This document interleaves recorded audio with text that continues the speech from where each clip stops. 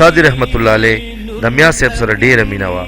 په کال 1108 هجری د حضرت صادق رحمت الله علیه د وصال نه پس د حضرت میا محمد عمر رحمت الله علیه سر اعظم حضرت شیخ محمد یحیی المعروف حضرت جی بابا طرف ته متوجه شو. د اټک حضرت جی بابا د شیخ سادی لاهوری رحمت الله علیه یو جلیل القدر خلیفہ و. حضرت میا صاحب رحمت الله علیه د حضرت جی بابا رحمت الله علیه په صحبتونو کې د بار بار شمولیت او بې دریغه تګ را تګ له وجې ډیر زر د حضرت جی بابا په لاس بیعت شو.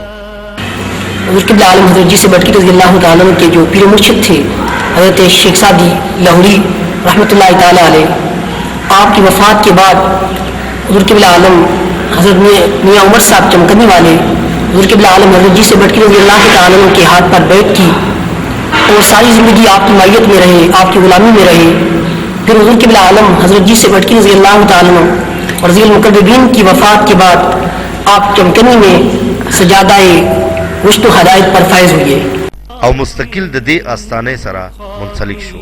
حضرت جی بابا هم د میا صاحب د روحانی عظمت نه خبرو او د میا صاحب متعلقي پیشنګوئی کړې وه چې زمانه پس به میا محمد عمر رحمت الله علیه زما خلیفہ وي.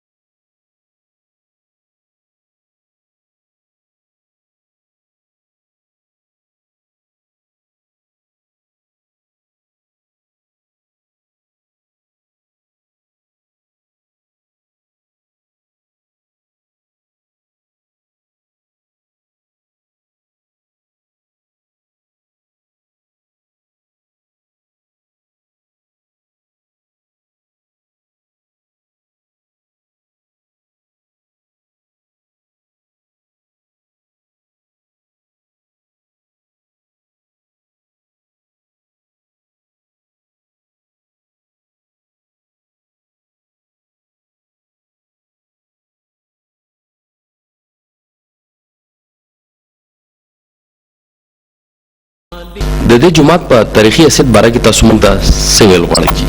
دا جی د میا صاحب لومړنی جماعت دی او دا تقریبا 350 سال شو او دلته په دغه چې د محمد شابداري دا چې په کله راتلو دواله به دلته میا صاحب راتلو. د جماعت کې زوړ یو تاریخي چلخانه ده جی، دې باره کې تاسو موږ ته څه ویل غواړئ؟ دا چې د میا صاحب دلته کېناستو دلته به عبادت کولو او دې کې تاسو به یو هغه دیوال غوندې لیدلی هغه به دې دپاره په دې باندې داسې دغه چې خوب نه راځي نو هغه به داسې دې دپاره په دې باندې به داسې به د عمله سینه کېښه چې یاره خوب هم دغه شي او هغه ډېر رام نه شي، تاسو به پکې هغه دیوال غوندې لیدلی وي. نو دا دې کې به هغه ذکر کولو او خلک به راتله د هغه دعا به وي. خالقنا د میا صاحب لوی جماعت ته اوس هم په خپل چاپیرچل کې مرکزی حیثیت حاصل دی. د دې جماعت د لاندې میا صاحب یوه تیخانه جوړه کړې وه چې په هغې کې به میا صاحب د شپې عبادت او ریاضت کول. دا تیخانه په 2 کمرو مشتمله ده.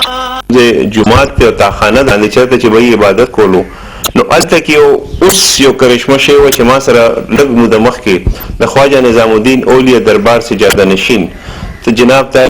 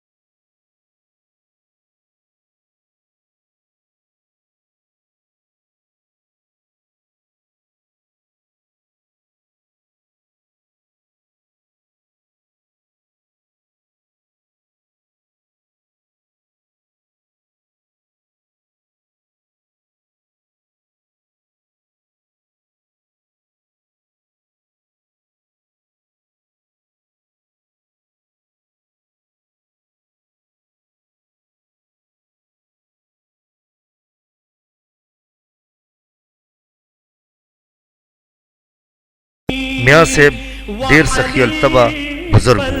زرګونو جریبه ځمکه د میا صاحب په تصرف کې وه، خو د ځمکې ټوله آمدني به هغوی د خدای پاک د رضا دپاره په عالمانو، طالبانو، دینی مدرسو، په غریبانو، مسکینانو، د مجاهدین اسلام په سازو سامان او د ملمنو په ضیافت باندې به خرج کول.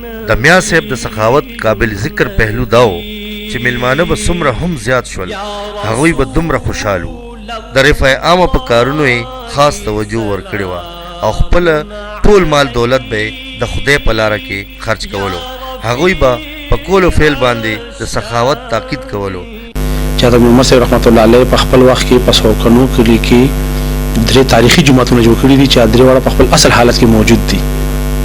دین علاوه چرته تاسو لاره کې کویانو ګورئ، چرته پولینو